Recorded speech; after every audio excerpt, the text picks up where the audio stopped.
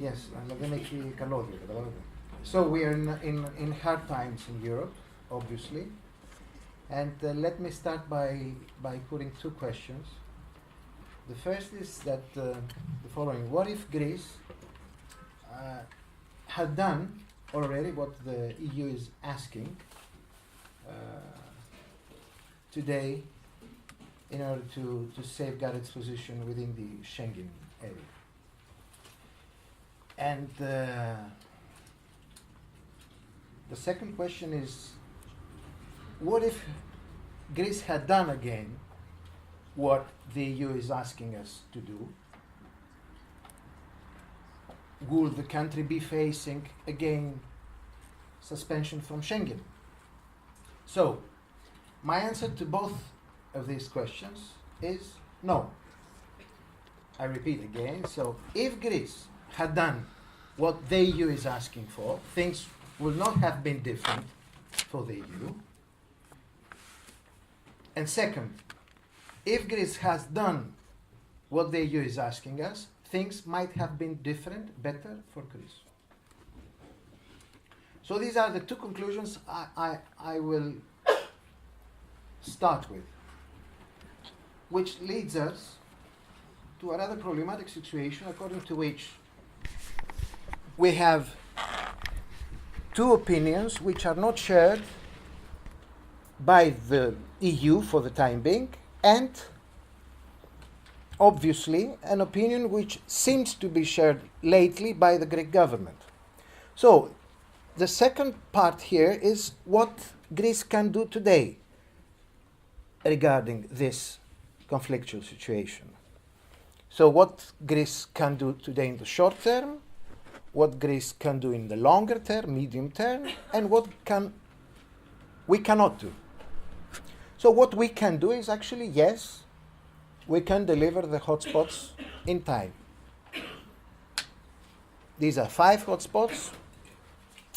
It's hard because I don't know whether you followed today what happened when the Ministry of Defense tried to land in Kos. So actually we have an emergency here, and we have an extremely problematic situation where the Greek army decided to interfere in a situation which is rather late, whereas there have been voices already by April last year which urged the Greek army to undertake responsibilities in a state of emergency for this country. Why the Greek army only decided yesterday or the day before yesterday to undertake duties of coordination and action? There are 3 reasons for that. The first is a traditional left reservation vis-à-vis the militarization of the political life and the administrative activities, which has been shared by a considerable number of Syriza's and the government. When I myself spoke about involving the Greek army in the management of the flows 2 or 3 months ago in this same room, there was a member of the Greek parliament for Syriza who actually reacted violently because she considered that the army has no reason to interfere in a state of emergency, whereas we have normal, let's say, administrative units to deal with that. I believe that this country is a consolidated democracy, and in democracies, in times of peace, there are things that the army could do without bringing us back the memories of the hard times of the Greek Republic. So the second reason why the army has not been involved here was the fact that simply high-ranking officials of the Greek army did not want another difficult job. The third reason here is a political one and has to do with the internal mechanics of this government, and it's related to the relationship between the two parties who are composing this government, and particularly between their leaders. This brings us to a very nasty situation today, which actually shows the major administrative deficiencies of the Greek state, where decisions that should have been taken 6 months ago are taken yesterday, and we risk to arrive in a situation where we might have the army not only helping us, but coordinating the total of the administrative activity vis-à-vis the refugees and the migrants, which is something, in my eyes, completely awkward, completely strange from a viewpoint of a rule of law. But this is how this country functions. What we can do in the long term, try to work for a safe passage through the land border. And here I do not refer to the very well-known issue of the destruction of the fence in Evros. I'm talking about opening the official Greek-Turkish borders for refugees. Every country has a door. You knock the door. Should you be someone who is in need of international protection, then you have a legitimate right to have this door opened for you, instead of trying to climb to the windows with the risk of losing your life. So, in our days in Greece and in Europe, a situation where people are taking the risk of crossing the sea seems to be like a normal risk, whereas the formal procedure of asylum seeking, which is again knocking the door off the border, is completely out of question. And I say that we need to challenge that. What we cannot do, we cannot do pushbacks. I do not fully understand what is meant by the EU discourse. Greece seriously neglects the protection of the external borders. I need someone to explain to me what does that mean in Greek, English, French, and other languages I might not understand. We will not sink the people. As simple as that. What is done is already a disgrace for civilization. And don't ask me, or don't ask the Greek government, to start pushbacks in order to guarantee its position within the Schengen area. Because this is a disgrace for Europe.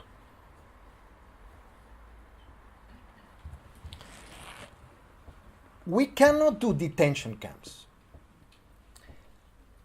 I understand detention as an ultimum refugium, as a last measure for people who are to be deported a few days before their deportation. But come on. Who on earth believes that detention can function as a massive deterrent to migration? We tested that. We had seen this in Greece before. For 2.5 years, we have been exercising detention as a massive deterrent to migration flows. And then what happened? Nothing.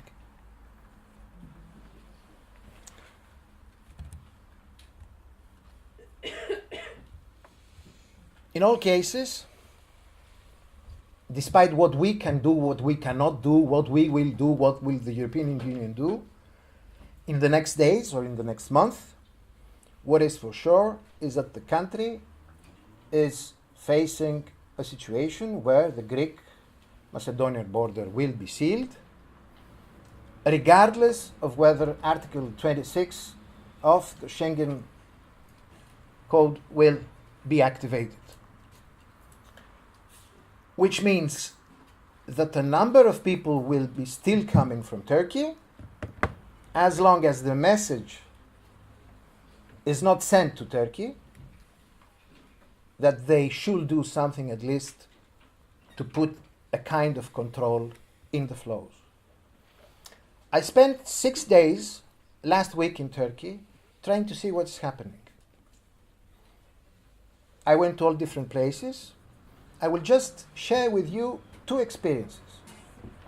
First experience in the very nice office of the EU ambassador in Ankara, a polite German ambassador, Mr. Haber, which responded as follows to my question whether the European Union does what it can in order to exercise some pressure to Turkey in order to limit smuggling in the borders. The answer was pathetic. The answer was that we do what we can, but we cannot control smuggling, and you have smuggling in your country, and we have smuggling in our country also. So actually, for 6 days in Turkey, the only individual who told me that Turkey cannot control smuggling from the coast of the Aegean is the EU ambassador. Members of the AKP parliamentary group admitted that they can do it, but they do not want to do it. The Turkish Deputy Ombudsman for Human Rights admitted that they can do it, but they do not wish to do it because actually this is a bargaining going on with Europe, and then there is no need for them to do it. Now, I'm not talking about what the other activists said. I'm sure that you might understand. The second experience I had, I also like to share with you, is an experience I had 3 days ago, close next to the old railway station in Izmir, where I saw 25 people just walking, leading to a bus under the guidance of 2 guys, and the bus was taking them to the coast after having bought from the shop which is on the Central Avenue what they needed to buy in order to do the trip. And this scene was 25 meters in front of the police station and 50 meters in front of the offices of AKP.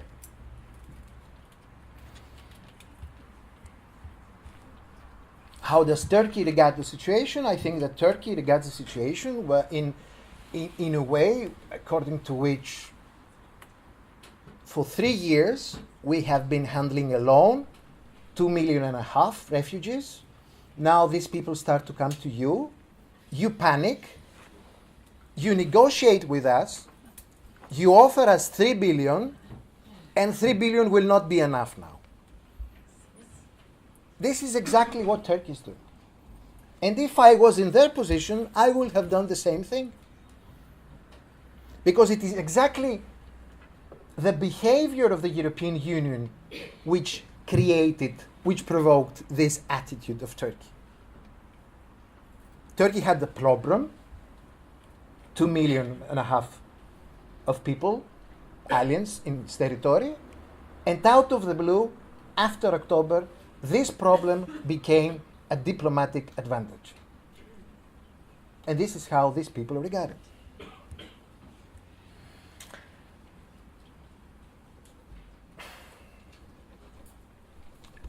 In the last years, in the years of the so-called memoranda here in Greece, and of course here the peak has been the summer of 2015,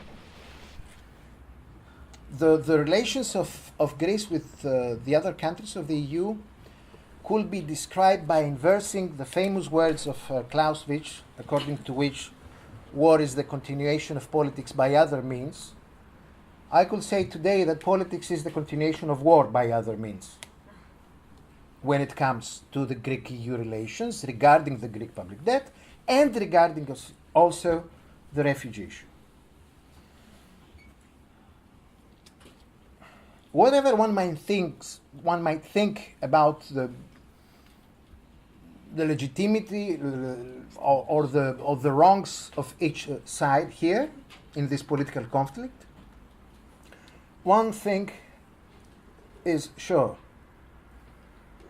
that in the moment of the conflict, the generals or the rulers of the weak side, of the side which is under siege, do not spend their time by blaming the hypocrisy or the inhuman nature of the opponent.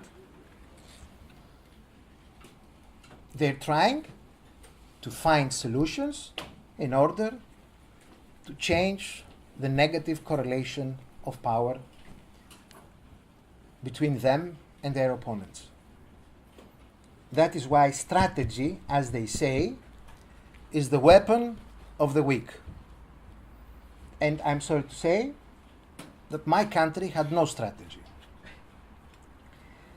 had no plan. Because the plan is not to blame the hypocrisy of the bad guy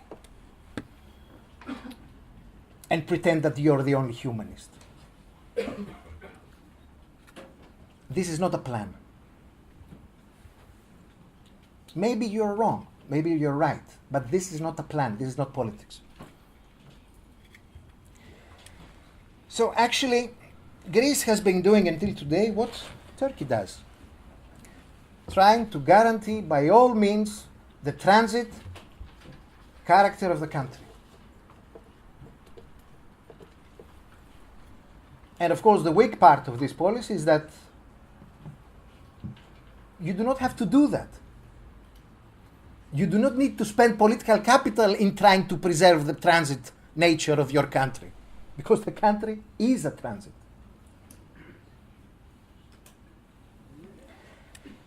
And this will not change whatever you try to do.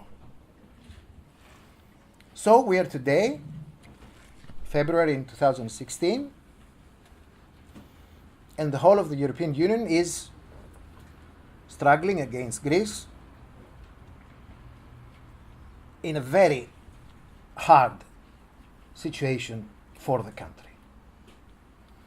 And it will get harder if in the 15th of February the hotspot in Kos will not be ready. This will be a disaster.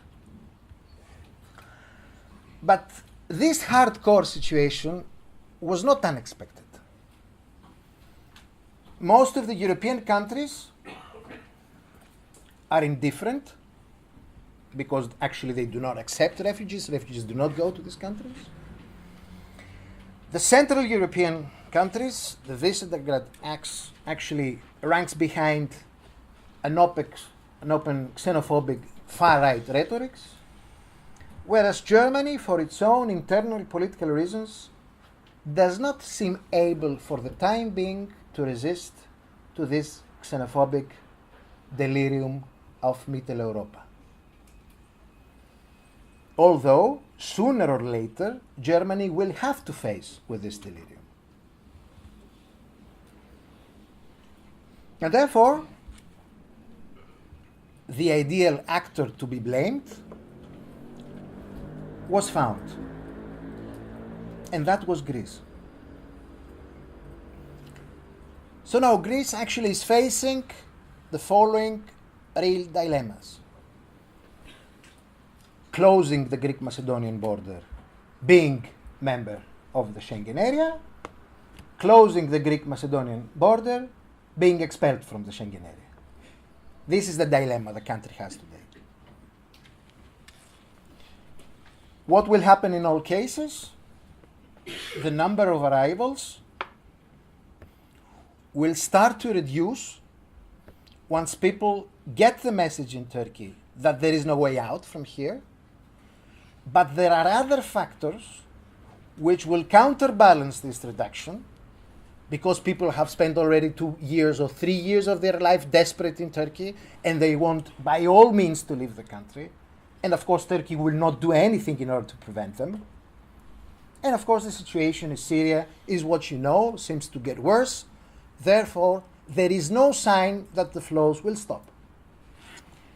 Should things go this way, what has been abusively named a refugee crisis over the last year in this country, a situation which concerns 5 islands of the Aegean Sea, will sooner or later start to affect the western part of the country, because people will start to try to move towards Europe from other roads they need to discover, apart from the avenue which will be closed. This will also happen with Turkey.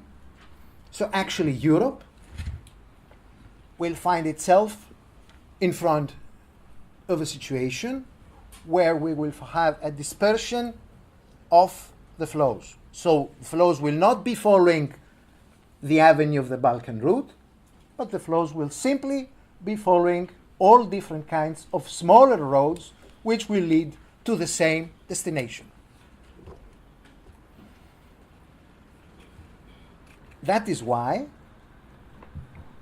I believe that this whole discussion about Schengen is a silly discussion. Not only is hypocritical, not only is racist, not only is xenophobic, not only is cynic, but it's stupid. And some Europeans, particularly the Germans, tend to understand the stupidity of it. But they want by all means to present a kind of solution to the Republic in order to gain time. But it's only time that they will gain, because sooner or later they will find themselves in the same situation. And of course, sooner or later, once Greece is out of the map, there will be another one to put the blame on. And then there will be another one, because simply it's mission impossible. And this is how sacrificing Greece will lead to a self-sacrification of the European idea of freedom of movement within Schengen, and sacrification of the idea of a European political construction or elementary togetherness. Last but not least, I want to share with you my hope without optimism, as Terry Ingleton named his last book. Thank you.